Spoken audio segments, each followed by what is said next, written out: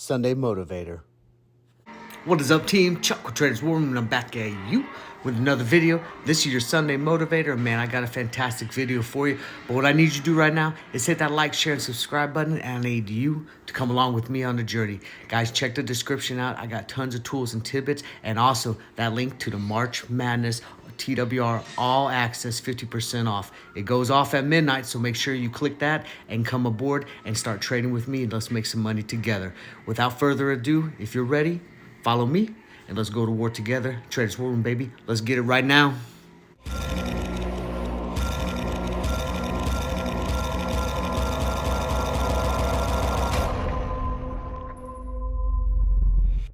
Stocks I like for trades.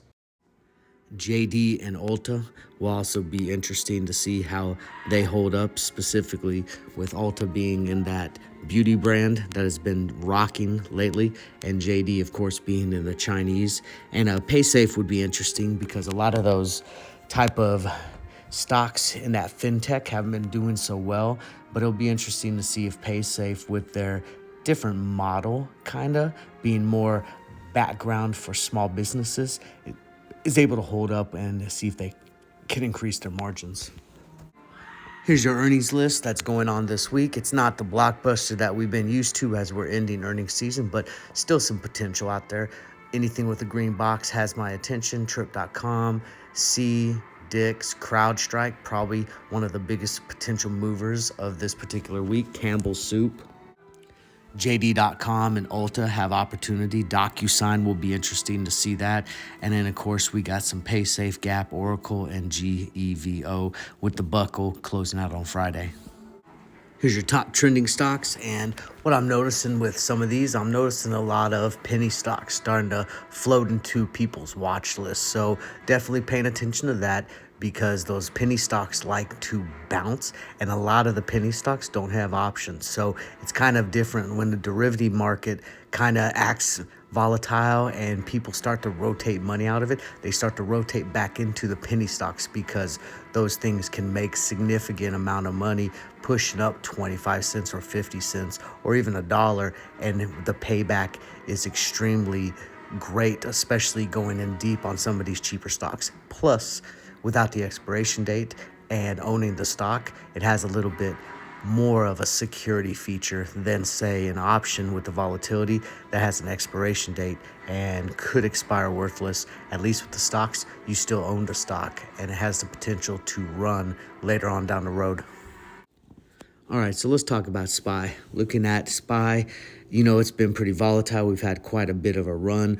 One would think, especially with the news, that we'd be due for a pullback to retest some of those previous levels at like the 400, 399 level. But we got the top line trigger set at 406. We could be safe and go 406.25. And we got the bottom line put trigger set at 402.93. We'll go ahead and call that 403. If we want to be a little more conservative, put it at 402.75 just to be safe. Obviously, if we want to day trade, we're going to trade straight off for the moving averages, and we're going to wait for those crosses with the price action above those so that we can get good entries and exit points into the trade. So definitely SPY is one to pay attention to and see how it moves coming in after this weekend, after the bullish push it had on Friday.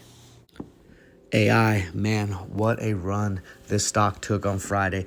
We're definitely still watching this one. We're going to take profits on Monday from our trade that we had. We're significantly up, so I don't see any issue with making money come Monday when that bell rings. But if we're looking to get into this trade now, maybe we missed a boat on Friday, that's fine. We're looking at the trigger, anything above 30.90, call it 31. We're looking for a breakout to the upside, and anything that pops below that 27, we're going to think that we're getting that pullback, too much too soon. Got to pull back and come back and test some of those lower levels that it just raced right across. Tesla, we're watching it. Man, Tesla's been kind of volatile, and we're in a sticky situation. Got a little inside bar action going on.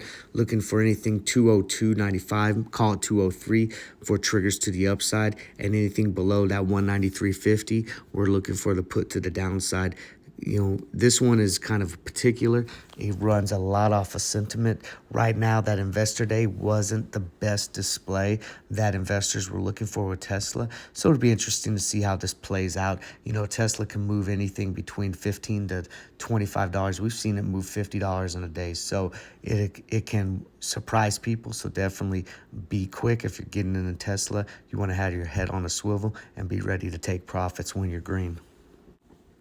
Apple, we're looking like potentially we could have a little bit of continuation. However, that close on that 4 hour make me think that we're hitting that buyer's exhaustion. So I would not be surprised if we get a pullback on Apple. Got our top line trigger at that 152.60, bottom line trigger at that 150.34. So we'll see how this pans out. But definitely a lot of analysts are saying, there's not the expectation of that much upside with Apple going right now. There's no real catalyst pushing out anything like that. So the move that has had recently has been primarily on sentiment. So we're looking for the cool down period coming off of that sentiment push. SE, this is an earnings play. We got our trigger set 67.45 for the top, 64.50 for the bottom. We got a nice outside bar, so it looks like we could be seeing some broadening. This would be a potential good one to catch riding both ways. It rolls up to the top. We see that buyer's exhaustion. We ride it down to the bottom. It rejects at the bottom. We ride it back up. So we'll be looking for this one for a double dip action. And finally, Crowdstrike. I had to pull out a little bit further on this chart because this thing has just skyrocketed from its previous highs. Basically, we're looking for that push, 131.43 over that. We're looking for that bullish move to the upside. If it cools down, 122.90, we can call it 122.75. We're looking for the push to the downside. This one is risky through earnings. It could skyrocket based off of forward guidance, based off of performance, so on and so forth. But as you can see, that's kind of an unnatural push it's had here recently with that V-shaped recovery. A lot of times when you see that, you get your hardcore run up into earnings and you get a dramatic pop back to the downside after earnings. So be careful for that. And I don't want to keep people catching them bags, pushing up to the upside, think it's going to the moon, and then this thing pulls back kind of like snow did. So we'll definitely be paying attention to this, and we'll see how it plays out. That's it, team. Don't forget, make the market bend the knee in 2023. Join TWR and bow to no one. The link is in the description or on the website at traderswarroom.com. Let's go to war.